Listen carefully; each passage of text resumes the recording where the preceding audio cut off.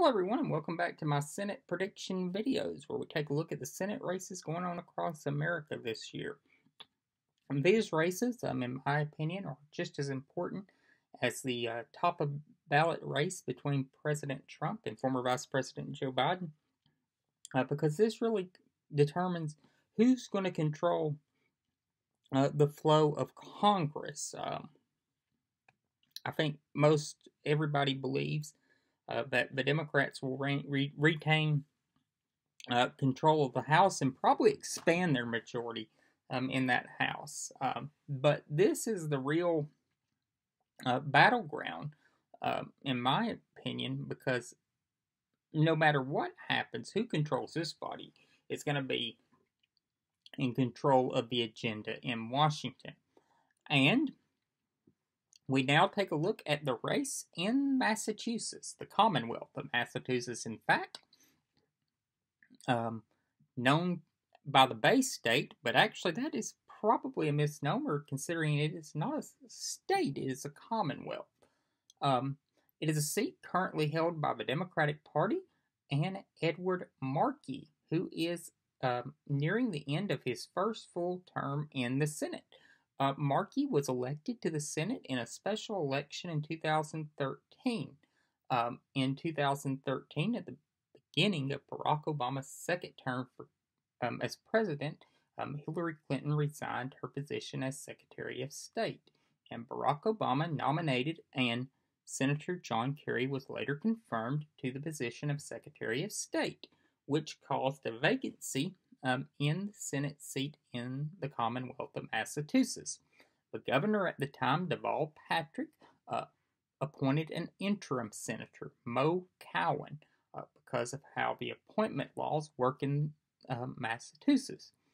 And interestingly enough, they were changed by the Democratic legislature in 2004 when Republican Governor Mitt Romney had the prospect of, if John Kerry had won the presidency, appointing a senator to replace him. So they had a Democratic governor, and this prompted another special election. However, unlike in 2010, when Senator Kennedy passed away, there was no upset in this race. The Democrat Edward Markey won the race by 23.89 percentage points. Actually, that was the full term that he won that race by. Anyway, he won the special election, and then in 2014, he won the election for the full Senate term, not just the remainder of Kerry's term, by 23 percentage points. So, sorry for the slip up there. In 2016, Hillary Clinton won the state by over 27%. And this time, there's no doubt where Massachusetts will fall. It will fall in the camp of Joe Biden. This is one of the strongest Democratic states in the country. It's very much a blue part of the country, and only in very rarely has it gone for the Republican Party in recent history. In fact, in 1972, in the Nixon landslide, this was the only place in the country outside of Washington, D.C. that George McGovern won. So, very blue area, very proud liberal heritage, and it's safe to say that that will continue in this election. The Democratic nominee is the incumbent Senator Edward Markey. However, Markey did not have an easy road getting here. Unlike a lot of incumbent senators this year, Markey faced a primary challenge, not from his left, though, on the Democratic side, but from his right.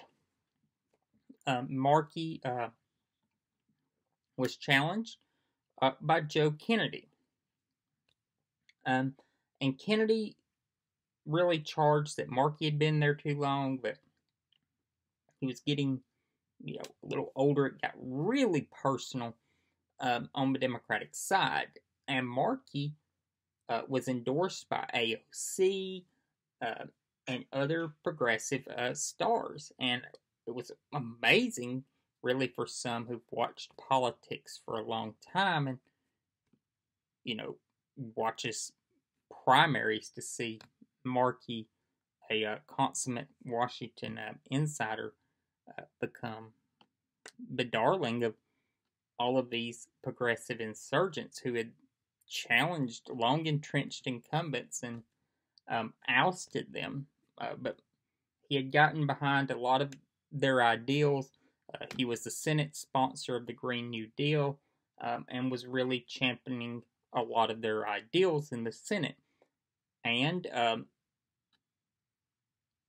in addition to the fact that a lot of voters are comfortable with him, he's been not only in the House was in the House for a long time. He's the current incumbent senator.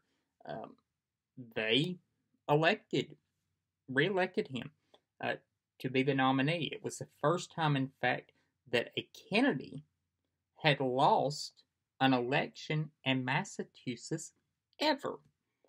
So it's a hell of a feat. And so that was that. On the Republican side, the Republican nominee is Kevin O'Connor. From what I gather, Mr. O'Connor is an attorney at a prominent Boston area law firm. He is not a politician and is running on a pledge that, if elected, he will only serve 2 terms in the Senate. And not a lot of other information about Mr. O'Connor. I watched his announcement video. He seems like a nice man. Seems like a decent person. But that's all I have on him. If you're going based on votes cast in the primary, about 1.5 million votes was cast for the Democrats, and just under 266,000 were cast for Republicans. So about an 84 to 15 or 84 to 16, sorry, split in the percentage if you're just going off ballots cast in the primary.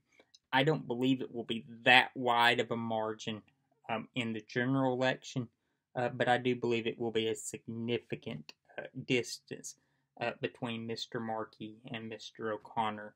I believe that Edward Markey is going to win re-election to the Senate by a wide margin and will hold the seat for the Democrats. This is one of the safest seats in the country, and it will definitely go for Markey. So I will see you all tomorrow when we discuss another Senate race, and it will be in the Northeast as well. So I'll see you all then.